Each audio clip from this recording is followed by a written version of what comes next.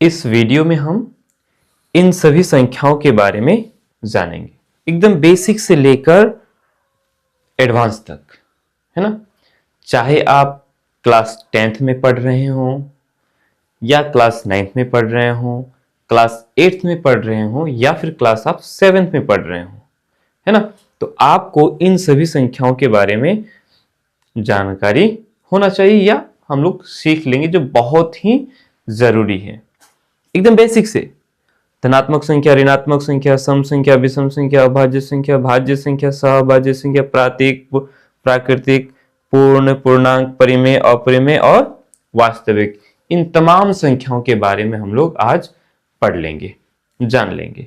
वैसे ज्यादातर हम में से ज्यादातर बच्चों को पता होगा, आप में से ज्यादातर को पता होगा, फिर भी हम लोग इसको एक बार, अगर आपको पता है तो एक बार फिर से पुनः आपका रिवीजन हो जाएगा। ओके, नहीं जानते हैं तो हम लोग एक तरफ से समझ जाएंगे, टोटली इसी वीडियो में कंप्लीट कर लेंगे। ओके, तो कॉपी और कलम लेकर के बैठना है, साथ में इसको लिखते चले जाना ताकि आपको फिर से दोबारा इस वीडियो को न देखना पड़े। ओके, तो साथ साथ में कॉपी में लिखते चले जाना है, राइट। ठीक है, सबसे पहले हम लोग जानेंगे किसके बारे में, धनात्मक और ऋणात्मक संख्याओं के बारे में। धनात्मक संख्या हम लोग किसको कहेंगे, तो शून्य से बड़ी संख्या को, या धन का मतलब होता है जोड़, है ना। जोड़ चिन्ह वाली जितनी भी संख्याएं हैं उन्हें हम धनात्मक संख्या कहेंगे। जोड़ चिन्ह वाले संख्याओं को क्या कहेंगे, धनात्मक संख्या कहेंगे, या फिर शून्य से बड़ी संख्या। तो जिसमें जोड़ का चिन्ह लगा होता है, जैसे हमने 4 लिखा, इस 4 में हम लोगों ने चिन्ह नहीं लगाया। असल बात यह होता है कि किसी संख्या के सामने यदि कोई चिन्ह न लगा हो तो वो होता है, उसका चिन्ह जो है जोड़ होता है। तो हमने इसके सामने में चिन्ह नहीं लगाया, इसका मतलब है कि ये जोड़ में, तो इसको हम क्या कहेंगे, धनात्मक संख्या कहेंगे। कौन सी संख्या कहेंगे, धनात्मक संख्या। और धनात्मक संख्या जो है वो शून्य से क्या होती है, बड़ी होती है।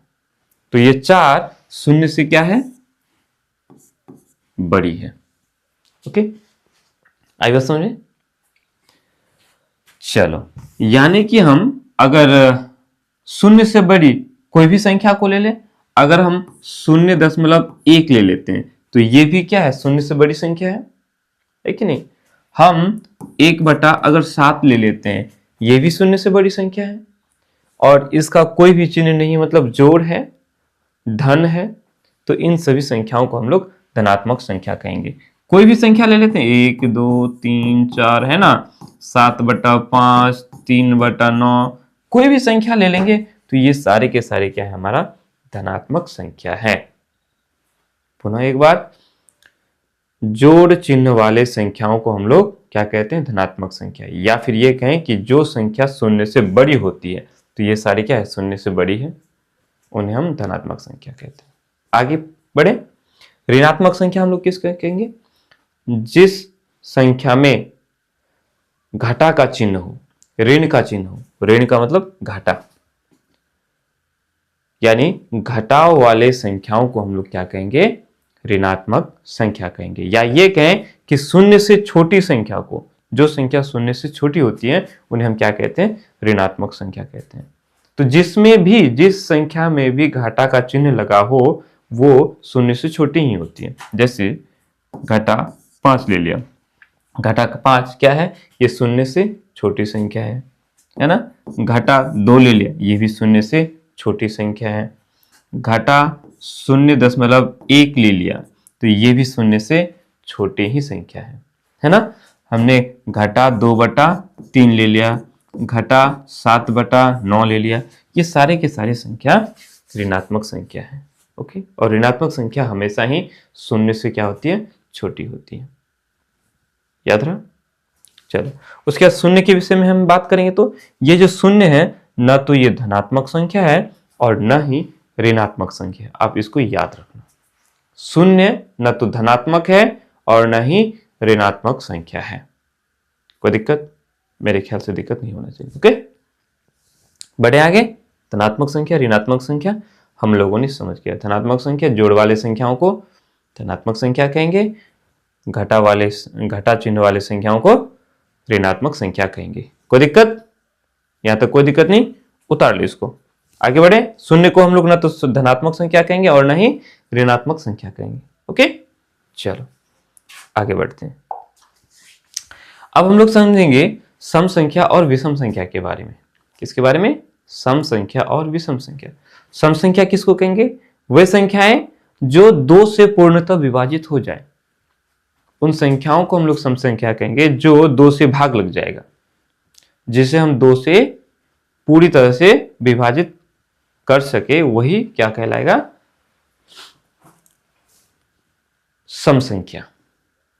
अब 2 से कौन कौन से भाग लगेगा? जैसे 2 है तो ये 2 से भाग लग ना जाएगा, नहीं। 2 से हम इस 2 को हम अगर 2 से भाग लगाएंगे तो ये क्या हो जाएगा? एक बार में पूरा पूरा कट गया, शेषफल शून्य आ गया। तो ये जो 2 है ये हमारा क्या है? सम संख्या। ऐसे ही 4, 6, 8, 10, 12 है ना, ये सारे क्या है? सम संख्या। ये सब के सब 2 से भाग लग जाएगा। अच्छा, ये छोटी छोटी संख्या है। अगर बड़ी संख्या दिया हुआ है तो कैसे समझेंगे कि वो 2 से भाग लगेगा कि नहीं लगेगा? जैसे 6, 4, 5, 8, 9, 7, 6, ये एक बड़ी संख्या है ना। कितनी संख्या है ये 64,58,976 हो गया। तो इसको हम कैसे कहेंगे कि ये 2 से भाग लगेगा कि नहीं? तो हमें क्या करना है? संख्या के लास्ट में देखना है। ये जो बड़ी संख्या है इस संख्या का इकाई अंक को देखना है। अगर इकाई की जगह पर 0 रहे, 2 रहे, 4 रहे, 6 रहे, 8 रहे, इनमें से कोई भी अंक यदि इकाई के स्थान पर रहे तो हम कहेंगे कि वो 2 से विभाजित होगा। 2 से विभाजित होगा मतलब वो सम संख्या है। अर्थात ये जो इतनी बड़ी संख्या ये क्या है? सम संख्या। क्यों? क्योंकि लास्ट में 6 है और ये 2 से पूरी तरह से विभाजित हो जाएगा। यानी कि जब हम इसको 2 से भाग लगाएंगे तो ये क्या हो जाएगा? इसका शेषफल 0 आ जाएगा। क्लियर? तो ये हो गया सम संख्या। और विषम संख्या, जो संख्या 2 से भाग नहीं लगेगा, जो संख्या 2 से विभाजित नहीं होगा, क्या लिखिए? वे संख्याएं जो 2 से पूर्णतः यानी पूरा पूरा है ना विभाजित न हो, उसे हम क्या कहेंगे? विषम संख्या। आगे समझ में? जैसे 1, 3, 5, 7, 9, 11, 13, 15, 17, 19, 21, इसी तरह से अनेकों संख्याएं हैं। ये सारी संख्याएं जो है 2 से विभाजित नहीं होगी, है ना। विभाजित होगी लेकिन पूर्ण रूप से पूर्णतः विभाजित नहीं होगा। होगा भी, अगर 2 से काटेंगे भी तो ये दशमलव में कटेगा। किस में कटेगा? दशमलव में नहीं। जैसे हम यदि 1 को काटें, 1 को यदि 2 से भाग करें तो क्या हो जाएगा? नहीं चलेगा तो शून्य बार में चलाओगे, ऐसे भाग देते हो ना, फिर दशमलव लगाओगे, शून्य आ जाएगा और 5 दूनी 10 हो गया, है ना। तो देखो दशमलव में आया ना, तो दशमलव में नहीं कटना चाहिए। आप चाहे 3 किसी भी संख्या को काटोगे 2 से तो ये दशमलव में कटेगा, है ना। तो ऐसा नहीं, पूर्ण रूप से कट जाना चाहिए। तो ये हमारा हो गया क्या? विषम संख्या। सम संख्या, विषम संख्या समझ में आ गया। सम संख्या किसको कहेंगे? जो संख्या 2 से विभाजित हो जाएगा उसे हम सम संख्या कहेंगे, और जो 2 से विभाजित नहीं होगा उसे हम क्या कहेंगे? विषम संख्या कहेंगे। यानी किसी भी संख्या के लास्ट में इकाई अंक यदि इन 5 में से कोई हो तो वो क्या हो जाएगा? विषम संख्या हो जाएगा। ठीक, किसी भी संख्या का इकाई अंक लास्ट यानी शुरुआत वाला अंक यदि इनमें से 2, 4, 6, 8 और 0 रहे तो वो सम संख्या, और इनमें से कोई रहे तो वो विषम संख्या। कोई दिक्कत? सिंपल इतना समझना है, जो 2 से पूरा पूरा कट जाए वो सम संख्या, और जो 2 से पूरा पूरा नहीं कटेगा उसको विषम संख्या कहेंगे। कोई दिक्कत? यहां तक मेरे ख्याल से कोई दिक्कत नहीं होना चाहिए। ओके, आगे बढ़े। चलो ठीक है, अब हम लोग समझेंगे अभाज्य संख्या। अभाज्य संख्या को हम लोग रूढ़ संख्या भी कहते हैं। अभाज्य संख्या को क्या कहेंगे? रूट संख्या, यानी रूट संख्या कहो या अभाज्य संख्या, किसको कहें? तो देखो यहां लिखें, वे संख्याएं जो एक और स्वयं के अलावा किसी अन्य संख्या से विभाजित न हो, उन संख्याओं को हम लोग अभाज्य संख्या कहेंगे। जो सिंपल भाषा में बोले तो जो किसी से कटता ही नहीं है, जो किसी से कटे ही नहीं। किस किस से कटेगा? तो सिर्फ एक से कटेगा और खुद से कटेगा। जैसे अगर हम 2 की बात करेंगे, एक को छोड़ दो, इस एक को हम लोग ना तो भाज्य संख्या कहेंगे और ना ही अभाज्य संख्या कहेंगे। ठीक है, हाँ यहां लिख दिए हैं। एक जो है ना तो अभाज्य संख्या है और ना ही भाज्य संख्या है, तो एक को छोड़ दो, एक से आगे बढ़ो। एक के बाद क्या है? 2। इस 2 की अगर बात करेंगे तो ये 2 किस किस से भाग लग सकता है? इस 2 को या तो हम 1 से भाग लगा सकते हैं, है ना, 1 से भाग दे सकते हैं 2 बार में, या फिर इस 2 को हम 2 से भाग दे सकते हैं, 2 एका 2। या तो 1 से भाग दे सकते हैं या फिर खुद से भाग दे सकते हैं, खुद 2 से। इसके अलावा और किसी से भाग नहीं दे सकते हैं। दे सकते हैं? नहीं दे सकते। तो इस 2 को हम अभाज्य संख्या कहेंगे। क्या कहेंगे? अभाज्य संख्या। क्लियर? ठीक उसी तरह से अगर हम 3 की बात करें तो ये 3 क्या किसी संख्या से विभाजित होगा? ये 3 किसी से नहीं कटेगा ना, केवल 1 से विभाजित होगा या फिर खुद से 3 से, है ना। तो इस 3 को भी हम लोग क्या कहेंगे? अभाज्य संख्या कहेंगे। ठीक, कोई दिक्कत?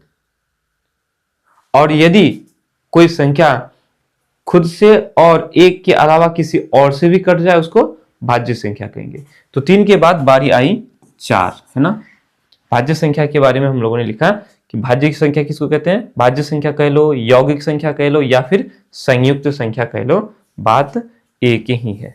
ठीक, तो वे संख्याएं जो एक और स्वयं के अलावा किसी अन्य संख्या से भी विभाजित होती है। एक और स्वयं के अलावा किसी अन्य से भी, जैसे हम इस 4 की अगर बात करेंगे तो ये 4 1 से तो विभाजित होगा ही। 1 का पहाड़ा 4 बार पढ़ेंगे तो 4 आ जाएगा। 4 का पहाड़ा 1 बार पढ़ेंगे तो 4 आ जाएगा, है ना, एक और खुद से। उसके अलावा भी किसी और से कट रहा है, किससे? 2 से विभाजित हो रहा है। ये 4 1 से भी भाग लगेगा, विभाजित होगा, है ना, 2 से विभाजित होगा, 4 से तो होगा ही होगा। तो एक और स्वयं के अलावा भी ये 2 से विभाजित हो रहा है, किसी अन्य से हो रहा है। तो इस 4 को हम लोग क्या कहेंगे? भाज्य संख्या कहेंगे। ठीक, उसी तरह से यदि हम 5 की बात करेंगे तो ये 5 किसी से भी विभाजित नहीं होगा। होगा? नहीं होगा, 1 और 5 के अलावा किसी से नहीं। तो ये 5 मेरा हो जाएगा क्या?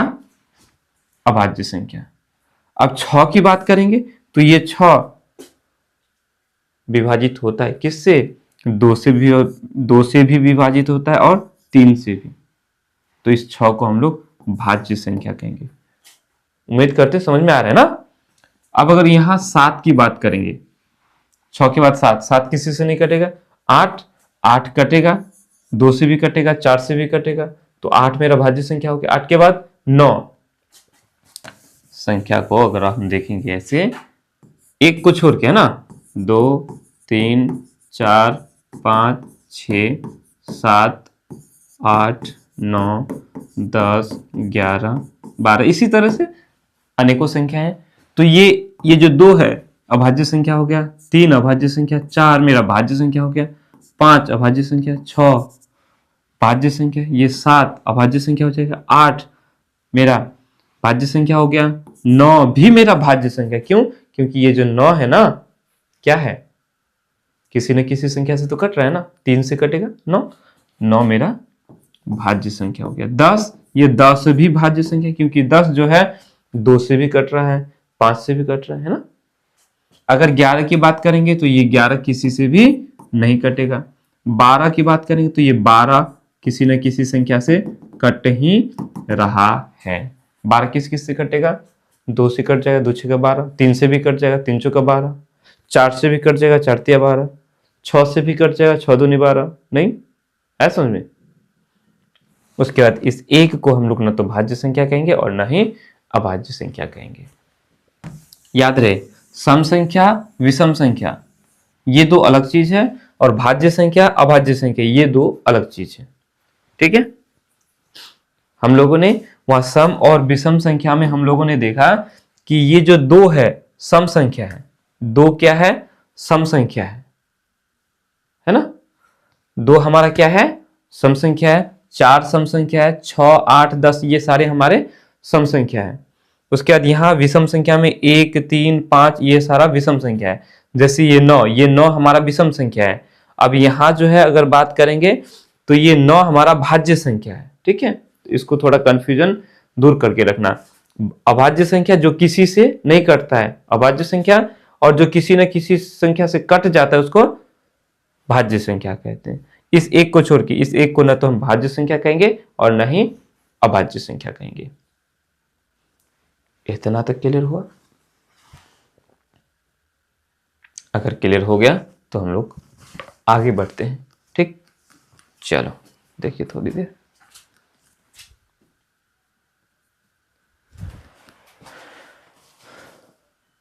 चलो अब हम देखेंगे सहअभाज्य संख्या के बारे में। पहले जान लेते हैं सहअभाज्य संख्या क्या होता है।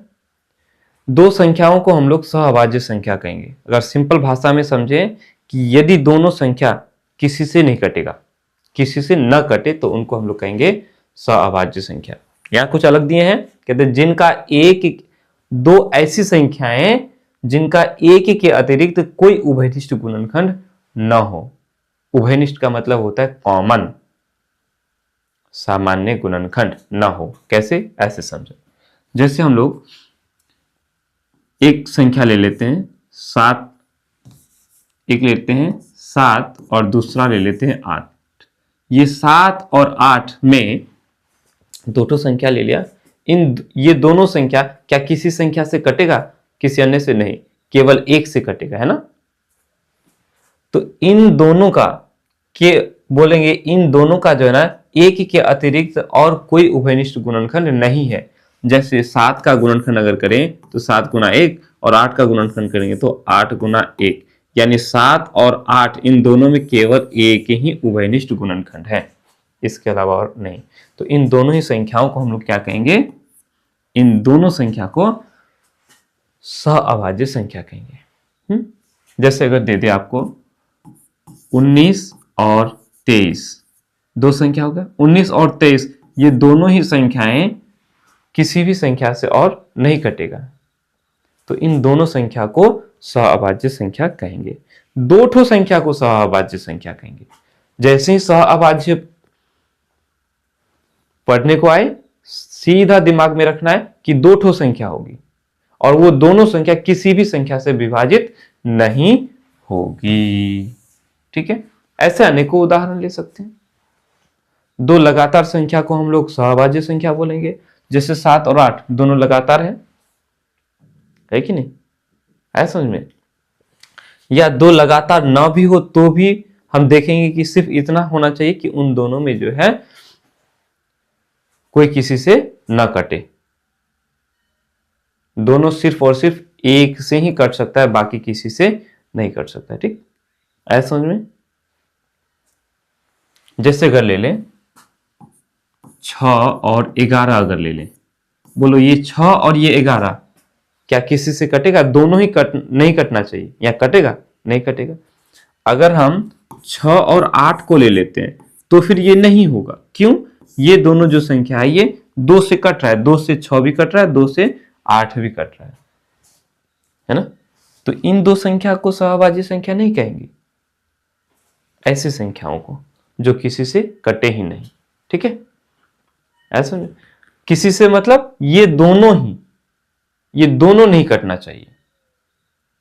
अगर वैसे अगर देखेंगे तो ये 6 हमारा 2 से कटेगा, 3 से कटेगा, वैसे नहीं। इसमें अगर हम देखेंगे तो ये 8 2 से कट रहा है, 4 से कट रहा है, तो उससे मतलब नहीं है। हमें दोनों संख्या को देखना है, क्या दोनों संख्या किसी और संख्या से कट रहा है? नहीं कट रहा है, तो वो दोनों सहअभाज्य संख्या हो गया। क्लियर? यहां तक क्लियर हुआ? अब आगे बढ़ते हैं, प्राकृत संख्याओं के बारे में पढ़ते हैं। प्राकृत संख्या हम किसे कहेंगे? गिनती की संख्याओं को हम प्राकृत संख्या कहेंगे। गिनती कहां से शुरू करते हैं? 1 से। गिनती कहां से शुरू करते? एक से ही शुरू करते हैं ना, 1 2 3 4 5 6 7, है ना।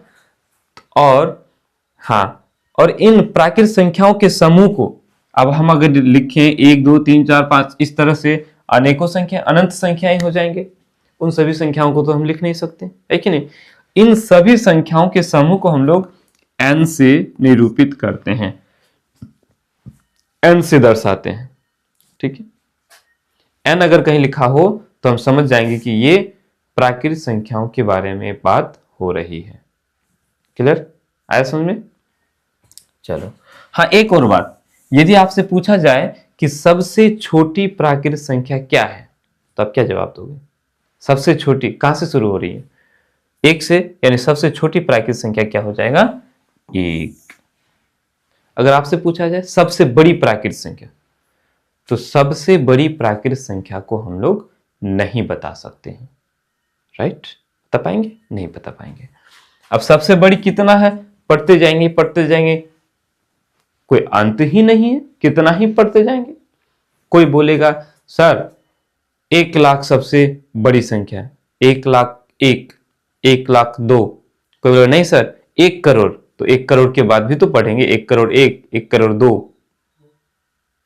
तो इस तरह से हम लोग प्राकृत संख्याओं के, यानी सबसे बड़ी प्राकृत संख्या को हम लोग नहीं बता सकते। हाँ, सबसे छोटी प्राकृत संख्या को बता सकते, वो क्या है?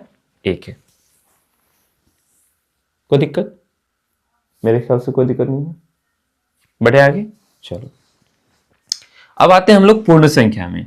पूर्ण संख्या हम लोग क्या किसको कहेंगे? जब हम इन प्राकृत संख्याओं के समूह में शून्य को मिला दें, शामिल कर लेंगे। शून्य को यदि हम शामिल कर दें, तब ये जो संख्याएं हैं, अब ये जो हम लोग का समूह मिला, एक ग्रुप मिला, इस पूरे संख्याओं को क्या कहेंगे? पूर्ण संख्या कहेंगे। क्या कहेंगे? पूर्ण संख्या। और इस पूर्ण संख्याओं के समूह को हम लोग W से सूचित करते हैं।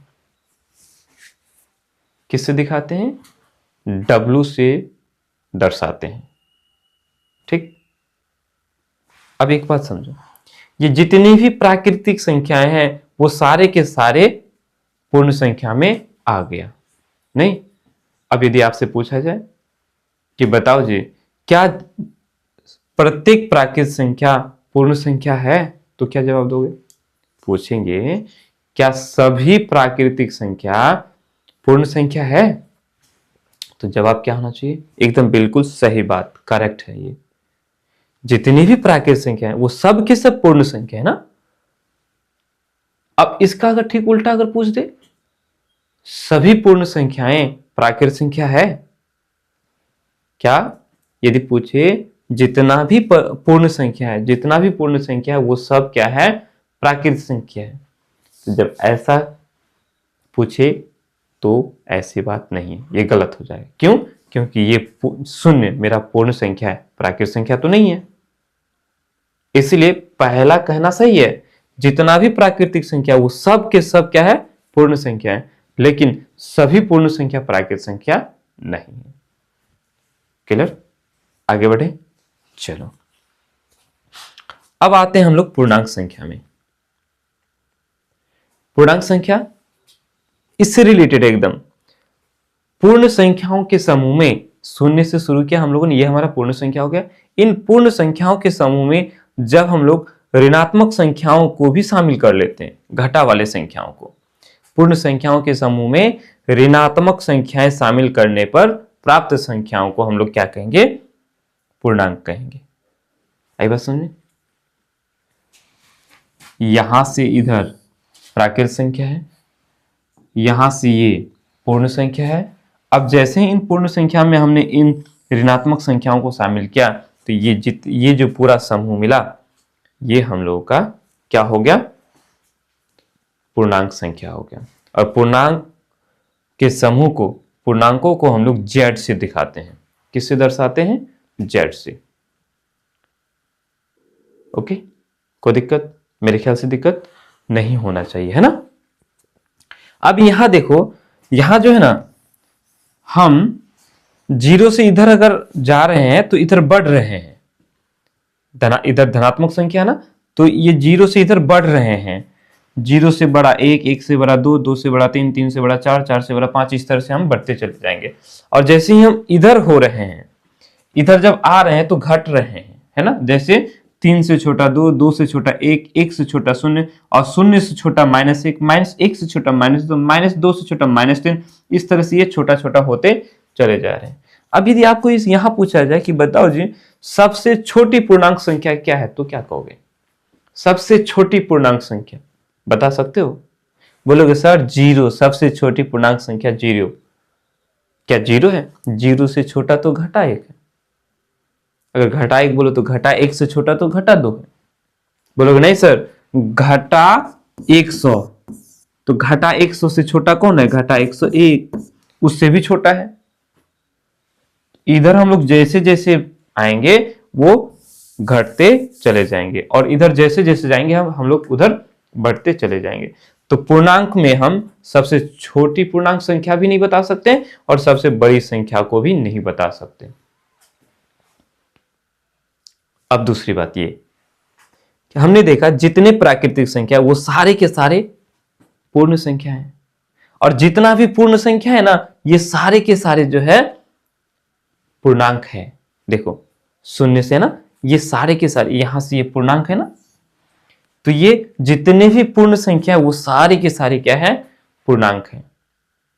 प्रश्न कहें कि प्रत्येक पूर्ण संख्या पूर्णांक है, एक पूर्णांक है, तो क्या कहोगे? बिल्कुल सही बात कि जितना भी पूर्ण संख्या है वो सारे के सारे पूर्णांक है। लेकिन ठीक इसके उल्टा गलत हो जाएगा। अगर पूछा जाए जितना भी पूर्णांक है वो सारे पूर्ण संख्या है तो क्या हो जाएगा? गलत हो जाएगा, क्योंकि सभी पूर्णांक बोले तो माइनस वाला भी आ गया, सभी पूर्णांक पूर्ण संख्या नहीं है। जैसे ये घटा 1 पूर्णांक है, पूर्ण संख्या है क्या? नहीं है। ऐसा में चलो उम्मीद करते हैं यहां तक आप लोगों को समझ में अच्छी तरह से आया होगा। ओके, बढ़े आगे। प्राकृतिक संख्याओं के समूह को n से दर्शाएंगे, पूर्ण संख्याओं के समूह को w से सूचित करेंगे और पूर्णांक संख्या के समूह को हम लोग z से दिखाएंगे। चलो पूर्णांक तक हो गया। अब हम लोग आगे बढ़ते हैं, परिमेय संख्याओं के बारे में जानते हैं। बस अब लास्ट परिमेय संख्या जानेंगे, अपरिमेय संख्या जानेंगे, उसके बाद वास्तविक संख्या जान करके संख्याओं के बारे में लगभग क्या हम लोगों ने पूरी तरह से अच्छी तरह से समझ गए होंगे। तो देखेंगे परिमेय संख्या किसको कहेंगे। अगर परिभाषा की बात करेंगे तो बोलेंगे जिस संख्या को वे संख्याएं जिन्हें हम p/q के रूप में लिख सकते हैं उन्हें परिमेय संख्या कहेंगे। p और q जो है ये पूर्णांक है और q हमारा शून्य नहीं होना चाहिए। तो इसको तो मैं बाद में समझाऊंगा, पहले इसको अच्छे से क्लियर कर लें।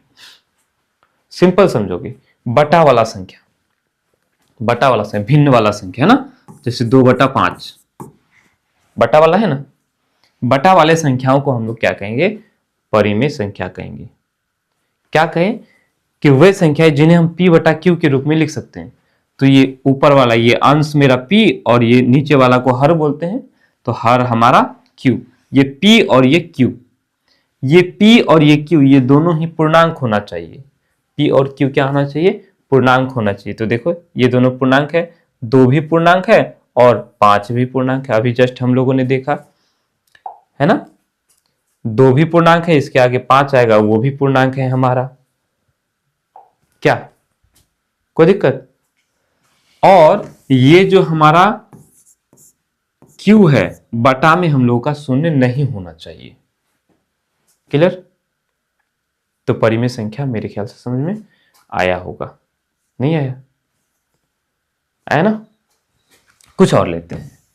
यदि हमें दे दे घटा 3/2 ले लिया, घटा 3/2, ये भी परिमेय संख्या है। क्यों? ये घटा 3 हमारा पूर्णांक है, ये 2 भी पूर्णांक है, तो ये p भी पूर्णांक और q भी पूर्णांक। वही पूछा है, p और q दोनों पूर्णांक होना चाहिए और q हमारा 0 नहीं होना चाहिए। तो 2 हमारा तो 0 नहीं ना है, तो ये हमारा क्या हो गया? परिमेय संख्या हो गया। ठीक है, चलो अब यदि आपसे पूछा जाए बताओ ये पांच हमारा परिमेय संख्या है कि नहीं, तो क्या कहोगे? ये पांच क्या है आपके अनुसार, क्या होना चाहिए? बोलो, प्राकृत संख्या है, या फिर पूर्ण संख्या है, या फिर पूर्णांक है, या फिर परिमेय संख्या है? इन चारों में से क्या है, बताओ। तो इनमें से ज्यादातर बच्चे कहेंगे सर पांच मेरा प्राकृत संख्या भी है, पूर्ण संख्या भी है, पूर्णांक भी है, परिमेय संख्या नहीं है, ऐसे बोलोगे। तो देखो, ये पांच हमारा परिमेय संख्या है। इस पांच को हम लोग ऐसे लिख सकते हैं, 5/1। पांच को हम लोग 5/1 लिख सकते हैं ना, एकदम लिख सकते हैं। तो ये पांच हमारा भी P/Q के रूप में है। पांच पूर्णांक है, एक भी पूर्णांक है, P और Q दोनों पूर्णांक हो गया, और नीचे हमारा शून्य नहीं है। किसी भी संख्या का बटा में एक हमेशा छुपा हुआ रहता है। जिस तरह से यदि किसी भी संख्या का के सामने अगर हम चिन्ह नहीं लगाएंगे तो उसका मतलब होता है वो जोड़ में है। जैसे ये पांच के सामने में हम लोगों ने कोई चिन्ह नहीं लगाया, इसका मतलब है कि ये जो पांच है ये जोड़ में है, धनात्मक है, ऐसा समझे। तो ये पांच भी मेरा क्या है, परिमेय संख्या है, क्योंकि इसको हम लोग P/Q के रूप में लिख सकते हैं। अच्छा, शून्य के बारे में क्या ख्याल है? अगर हमने यहाँ 0 दे दिया, बोलो ये 0 परिमेय संख्या है कि नहीं? तो क्या होगा? तो बोलेंगे सर ये शून्य भी परिमेय संख्या है। क्यों? क्योंकि हम लोग शून्य को 0/1 या 0/2 या कुछ भी हम लोग 0 कुछ लिख सकते हैं। तो शून्य भी मेरा पूर्णांक है, एक भी मेरा पूर्णांक है, तो P और ये Q ये दोनों ही पूर्णांक हो गया, बटा में शून्य नहीं है कि नहीं? ऐसा में ऐसा नहीं होना चाहिए, जैसे 2/0 ऐसा नहीं होना चाहिए, बटा में शून्य नहीं होना चाहिए, ठीक है? कोई दिक्कत? अब यदि आपसे पूछा जाए कि ये शून्य क्या है, क्या प्राकृत संख्या है, तो शून्य तो प्राकृत संख्या में नहीं आता है। शून्य हमारा पूर्ण संख्या भी है, शून्य हमारा पूर्णांक भी है, और ये शून्य हमारा परिमेय संख्या भी है। इस तरह से अगर हम देखेंगे तो हम लोगों ने यहां समझा, देखो ये जितने भी प्राकृत संख्या है वो सब के सब क्या है, पूर्ण संख्या है, और जितने भी पूर्ण संख्या है ये सारे के सारे क्या है, पूर्णांक हैं। अब हमने परिमेय संख्या के बारे में समझा, तो ये जितने भी पूर्णांक है ना ये सारे के सारे परिमेय संख्या भी है। क्यों? इन संख्याओं के नीचे में घटा 3 के नीचे में कुछ नहीं, मतलब एक है ना, इसको हम लोग बटा में 1 लिख सकते हैं ना, कोई दिक्कत? तो बटा वाला जो संख्या है वो परिमेय संख्या होता है। इस तरह से ये सारे क्या है, परिमेय संख्या भी है, कोई दिक्कत?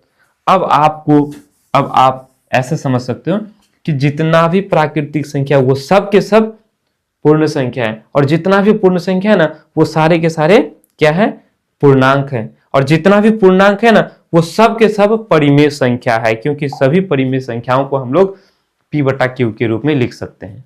जितना भी पूर्णांक है उसको हम लोग, उसके नीचे कुछ नहीं, मतलब एक तो रहता ही है। अगर हमें घटा 5 दिया है तो घटा 5 भी हमारा परिमेय संख्या। क्यों? क्योंकि हम इसको घटा 5/1 लिख सकते हैं, क्या होता ही है, तो P/Q के रूप में हो गया। अब ठीक उल्टा हम नहीं कह सकते कि सभी परिमेय संख्या पूर्णांक होता है, हम ऐसा नहीं कह सकते। सभी परिमेय संख्या, प्रत्येक परिमेय संख्या वो पूर्णांक होता है, ये गलत बात। जैसे हम 2/3 की बात करेंगे, ये 2/3 हमारा परिमेय संख्या है। क्यों? क्योंकि ये 2/3 जो है P/Q के रूप में है, बटा के रूप में है, भिन्न के रूप में, इसको हम लोग परिमेय संख्या कहेंगे। लेकिन ये पूर्णांक नहीं है, ये पूर्णांक है, ये कटेगा, तो ये पूर्णांक हमारा नहीं है। आया समझ में? परिमेय संख्या समझ में आ गया? चलो, यदि आपसे पूछा जाए 7/9, बोलो ये परिमेय संख्या है कि नहीं है, क्या जवाब होगा, बताओ। मन में सोच लिया? तो बोलेंगे ये हमारा परिमेय संख्या है। क्यों? क्योंकि ऊपर में P और नीचे में Q, P/Q के रूप में आ गया, तो ये हमारा क्या हो गया, परिमेय संख्या हो गया। ये हमारा पूर्णांक है, ये भी पूर्णांक है, 7 भी पूर्णांक, घटा 9 भी पूर्णांक, और बटा में जो है शून्य नहीं है। क्लियर? तो परिमेय संख्या समझ में आ गया। अब इन परिमेय संख्याओं के समूह को हम लोग क्यू से दर्शाते हैं। परिमेय संख्याओं के समूह को क्या करते हैं? क्यू से दर्शाते हैं। अब ये जो है ना परिमेय संख्याओं के समूह हो गया। हमने ये मझली ब्रैकेट लगा, इसको क्या बोलते हैं? मझली ब्रैकेट, है ना।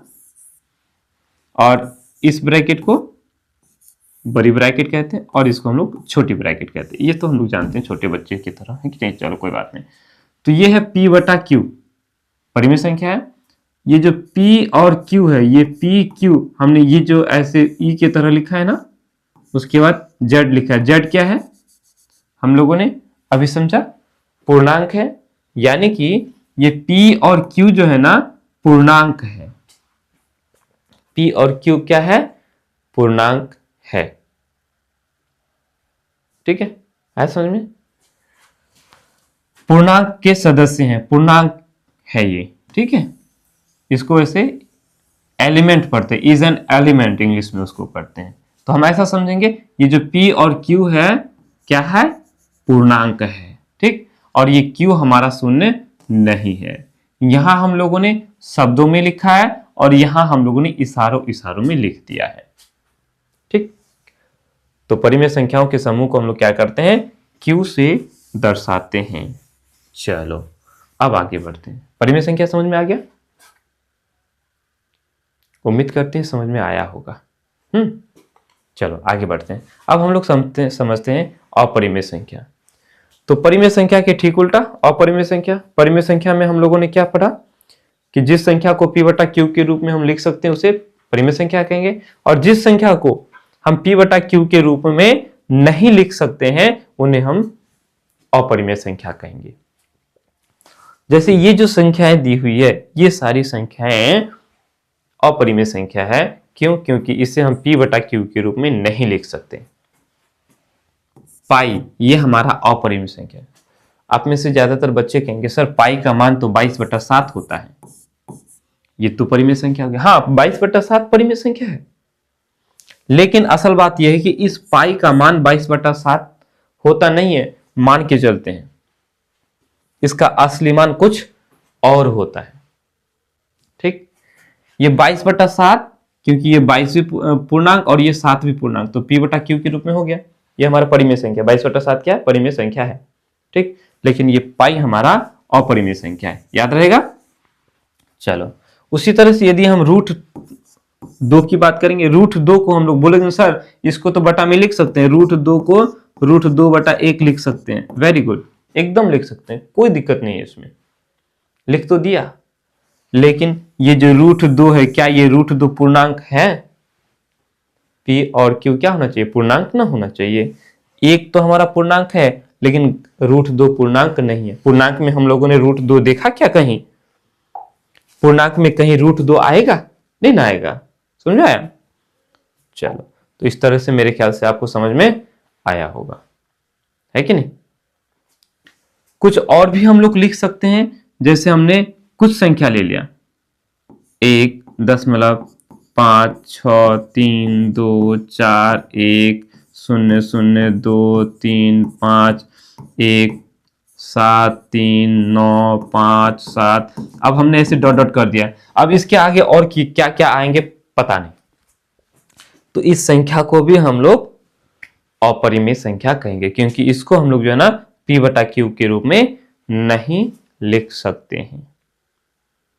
कोई दिक्कत? मेरे ख्याल से कोई दिक्कत नहीं होना चाहिए। ठीक है, अब इसके बारे में फिर जैसे अगर हम क्लास 9th में पढ़ने जा रहे हैं तो उसमें इससे रिलेटेड थोड़ा और हम लोग डिस्कशन करेंगे, वो बात की बात है। ठीक है, इन्हीं क्लास 10th में हम लोग इन्हीं चीजों के बारे में पढ़ेंगे, विस्तृत जानकारी प्राप्त करेंगे। अभी जो हम लोगों ने इस वीडियो में जानकारी प्राप्त किया वो यहां तक जानना बहुत जरूरी था। अब हम लोग वास्तविक संख्याओं के बारे में पढ़ लेते हैं। वास्तविक संख्या क्या किसको कहेंगे?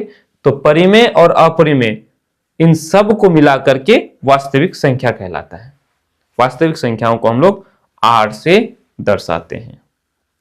यानी अब तक हमने जितने भी संख्याएं पढ़ी, जितने भी संख्याओं के बारे में जाना, वो सारे के सारे क्या है? वास्तविक संख्या है। √2 कैसी संख्या है? अपरिमेय है, साथ में वास्तविक भी है, क्योंकि परिमेय संख्या और अपरिमेय सबको मिला के क्या कहते हैं? वास्तविक संख्या कहते हैं। अब आपसे यदि पूछा जाए कि बताओ जितने भी वास्तविक संख्या हैं वो सब के सब परिमेय संख्या है, क्या ये सही होगा? जितने भी वास्तविक संख्या हैं वो सब परिमेय संख्या है, तो क्या हो जाएगा? गलत हो जाएगा। परिमेय संख्या में वास्तविक संख्या में परिमेय संख्या भी है और अपरिमेय संख्या भी है ना? हम ऐसा कह सकते हैं कि जितने भी अपरिमेय संख्या है वो सारे के सारे वास्तविक संख्या है, जितने भी परिमेय संख्या है वो सारे के सारे वास्तविक संख्या है। अब ट्विस्ट, अब अगर आपसे पूछा जाए बोलो ये 5 कैसी संख्या है? प्राकृत संख्या है, पूर्ण संख्या है, पूर्णांक है, परिमेय है, अपरिमेय है या वास्तविक संख्या है, तो क्या कहोगे? तो बोलेंगे सर ये 5 ये सारे के सारे हैं, बस अपरिमेय को छोड़ के। 5 अपरिमेय संख्या नहीं है, बाकी सब है। प्राकृत संख्या भी है, पूर्ण संख्या भी है, पूर्णांक भी है, परिमेय संख्या भी है और वास्तविक संख्या भी है समझ में?